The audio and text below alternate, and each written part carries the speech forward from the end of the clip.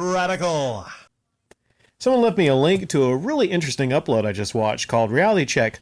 Collectors shouldn't open museums in most cases. And it's from the channel Reserved Investments, and I'll leave a link to it down below. Now, I'm watching this upload, and there's a lot of things that I definitely agree with, and I've talked about with a lot of you before.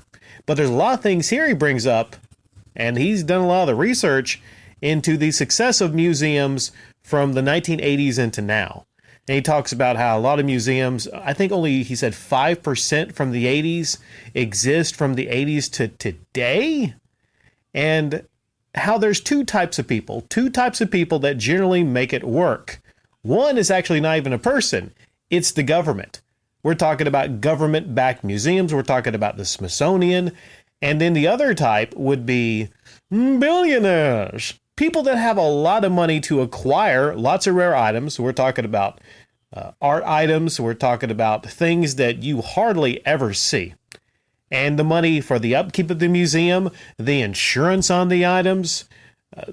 There's a lot of money that goes into any kind of museum. Any kind of museum that's going to be kind of big and worthy for people to travel from states away to see. Okay, you're talking about the upkeep, you're talking about the curator. I've talked with you all about before.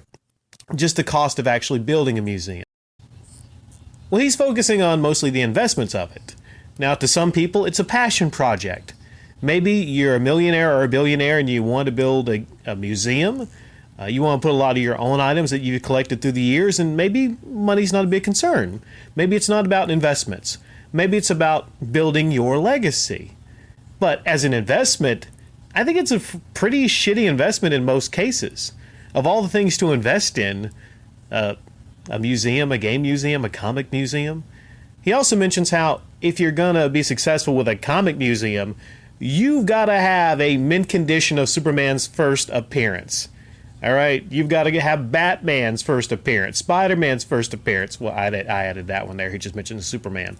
But you have to have some things that really are sought after and incredibly rare. I mean, think about all the gaming items.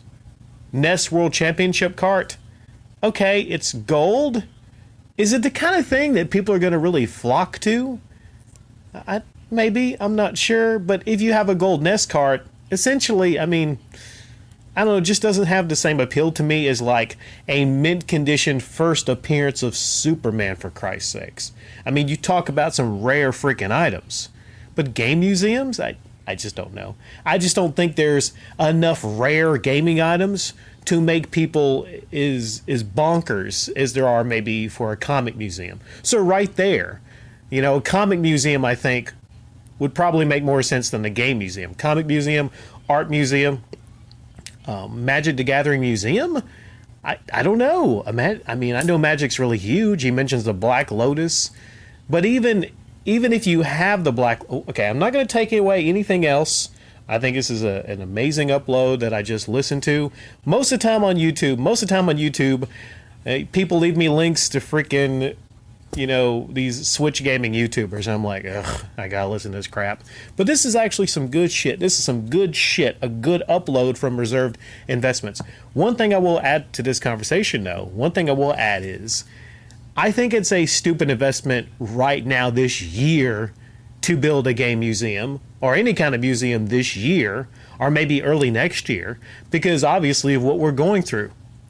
I think also what we're going through might fundamentally change things for the next couple years on how we feel about gathering in public places. Because the thing is, we're being retaught things. We're being retaught with this breakout how to not gather in social places. And I know even when it's run its course and it's gone, I think that will still stick with people.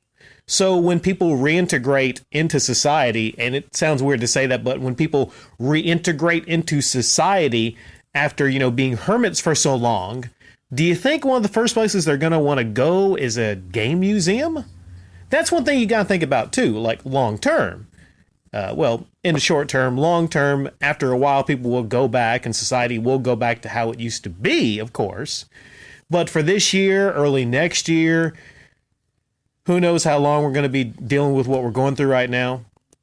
But it's a stupid investment. Now, what are good investments right now? I don't know. Like anything. Netflix is a good investment. That's a good company to invest in. Disney Plus.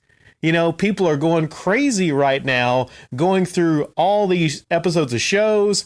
I can't say I'm not either. I'm not going out as much. So, yeah, Netflix, Disney Plus, companies to invest in. There's a lot of great things to invest in. Man, I wish I could have invested in Purell, you know.